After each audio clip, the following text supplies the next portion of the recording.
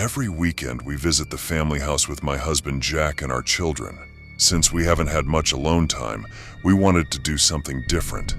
We planned to leave the kids with their grandparents and spend 2 to 3 days in a quiet place. We rented a place through an internet application located in a wooded area where there weren't many houses around.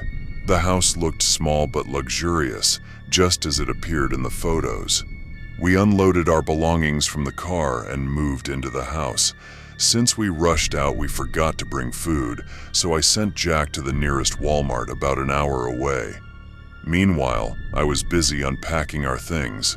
After about half an hour, the doorbell rang. I didn't even know there was a doorbell. "Jack, is that you?"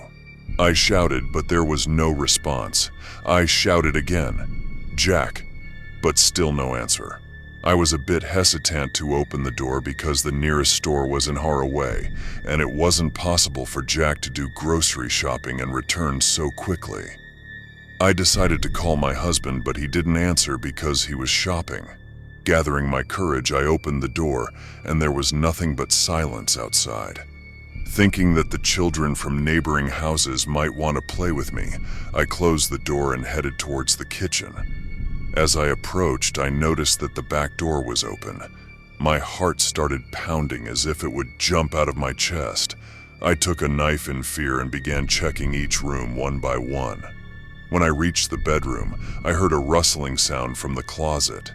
Trembling with fear, I asked, "Hey, who's there?" The closet suddenly opened, and a masked man started chasing me. I locked myself in the bathroom and tried to call my husband, but he still hadn't answered.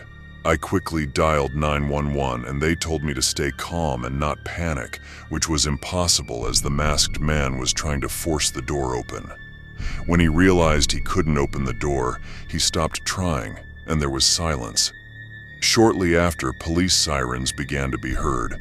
I waited for the police to come to the bathroom, and when they arrived, they thoroughly searched the area but found nothing.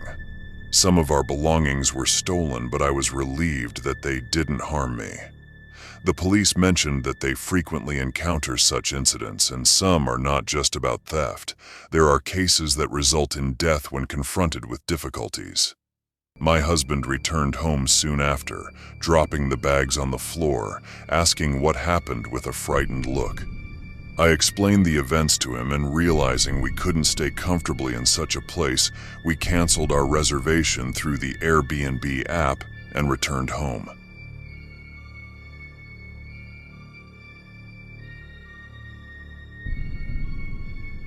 After my university graduation, I decided to take a sabbatical to travel the world and experience different cultures. I preferred making reservations on Airbnb to stay in different countries every few months. My next destination was Tokyo, and I would have the chance to stay in a small traditional Japanese house. Upon arriving in Tokyo, I met Sayuri, the host of my Airbnb home. Sayuri was a cheerful and hospitable woman. Her house was located away from the city's hustle and bustle in a quiet neighborhood. In the initial days, I focused on learning about Japanese culture and traditions, exploring Tokyo's hidden beauties with Sayuri's recommendations. However, one night, a strange incident occurred in the house. While sitting alone in the room before bedtime, I heard the door open with a faint sound. Initially, I didn't pay much attention to it, but after a while, I couldn't be sure that I was alone in the house. I walked towards the door and saw someone entering my room. It was odd for Sayuri to come into my room without saying anything. She just started watching me. "Why are you here?" I asked, but Sayuri silently shook her head. This situation disturbed me, and I inquired about the reason for her behavior. However, I received no response. She silently walked out of my room and towards the other rooms in the house. After this incident, Sayuri's strange behavior continued. She wandered around the house at night, occupied with something, but this time, she would silently observe and then disappear. I never got any answers to the questions I asked her. One morning, I had left early for a workout. When I returned in the afternoon, I discovered that Sayuri had changed the locks and keys to the house. Initially, I thought it might be for security reasons, but when I asked Sayuri for the new keys, she left without saying a word. The peculiar incidents persisted during my days in Sayuri's house. Finally, one night, I caught Sayuri in my room, silently rummaging through my belongings. From that moment on, I decided that staying in the house any longer would not be good for me. The next day, I left Tokyo and started looking for another accommodation option on Airbnb. This experience deeply affected me, making me realize the importance of being more careful in my Airbnb choices, understanding that each time is not just about accommodation, but also about sharing an experience with the host was crucial.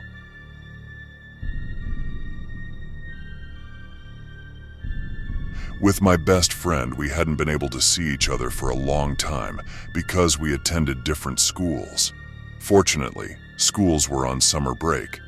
Both of us lived with our families, so we decided to spend our summer vacation together, even if only for a few days in an extraordinary Airbnb.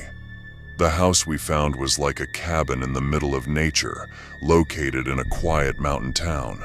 The photos and descriptions we reviewed made it seem like the perfect place for a relaxing getaway. Since neither of us had a driver's license, my dad would drop us off and then return home. The journey had been quite boring, passing through only one town for 2 hours.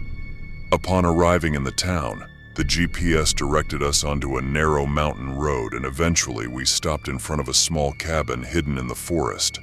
Emily, a friendly woman, the owner, opened the door for us and handed over the keys. The house was an old mountain cabin quietly standing among pine forests. My dad helped us carry the luggage inside and then left to go home. The interior of the house looked even more beautiful than in the photos. I might even say it was more beautiful. As soon as we entered, we were greeted by a living room with a fireplace. My best friend and I planned to snack and watch TV. We bought some chips and sodas and started watching our favorite show. Suddenly, someone began knocking on the door. My friend and I looked at each other in fear because it was late and we didn't think the owner could be at the door. We both headed towards the door and my friend slowly opened it. In front of us stood a disheveled, middle-aged man with a deep voice. "Please help me," he said.